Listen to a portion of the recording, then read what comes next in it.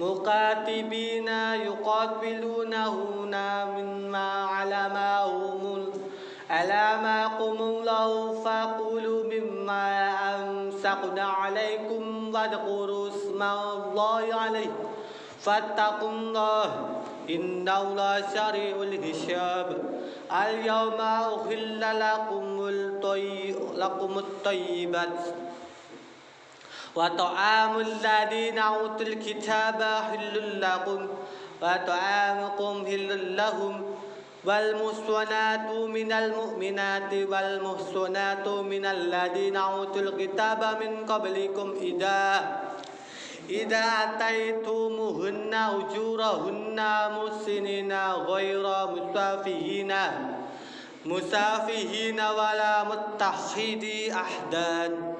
ومن يكفر بإيمان فقد حبط عمله وهو في الآخرة من الخاسرين يا أيها الذين آمنوا إذا قمتم إلى الصلاة فاغسلوا وجوهكم وأيديكم إلى المرافق وامسحوا برؤوسكم وأرجلكم إلى الكعبين وإن كنتم جنوبا فطهروا وإن كنتم مرضى أو على سفر أو جاء أحد منكم من الغائط أو لمستم النساء فلم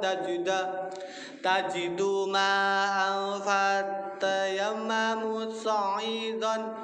صعيدا طيبا فامسحوا بوجوهكم وأيديكم منه ما يريد الله ليجعل عليكم من حرج ولكن يريد ليظهركم وليتم نعمته عليكم لعلكم تشكرون واذكروا نعمة الله عليكم وميثاقه الذي وثقكم به إذ قلتم سمعنا وأطعنا واتقوا الله إن الله عليم بذات الصدور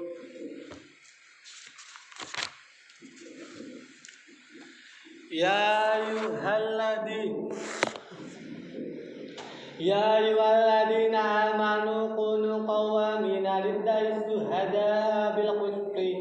ويجرمنكم شنآن قوم على ألا تعدلوا اعدلوا هو أقرب للتقوى واتقوا الله إن الله خبير بما تعملون وعد الله الذين آمنوا وعملوا الصالحات لهم مغفرة وأجر عظيم والذين كفروا وكذبوا بآياتنا أولئك أصحاب الجحيم يا أيها الذين آمنوا اذكروا نعمة الله عليكم إذ هم قوم أن يبسطوا إليكم أيديكم فكف أيديهم عنكم فاتقوا الله وعلى الله فليتوكل المؤمنون ولقد أخذ الله ميثاق بني إسرائيل وبعثنا منهم 12 نقيبا وقال الله إني معكم لئن أقمتم الصلاة وآتيتم الزكاة وآمنتم برسولي وآزرتموهم وأقرضتم الله قرضا حسنا لا أكفرن عنكم سيئاتكم وأدخلنكم جنات تجري من تحتها الأنهار فمن كفر بعد ذلك منكم فقد ضل سواء السبيل فبما نقضهم ميثاقهم لعناهم وجعلنا قلوبهم قاسية يحرفون الكلم عن مواضعه ونسوا حظا مما ذكروا به تجعل تقاتل على خائنات منهم إلا قليلا منهم واعف عنهم واصفح إن الله يحب المحسنين فمن الذين قالوا إنا نصارى أخذنا ميثاقهم قالوا فنسوا خطا منا ذكروا به فغرينا بينهم العداوة والبغضاء إلى يوم القيامة وسوف ينبئهم الله بما كانوا يصنعون.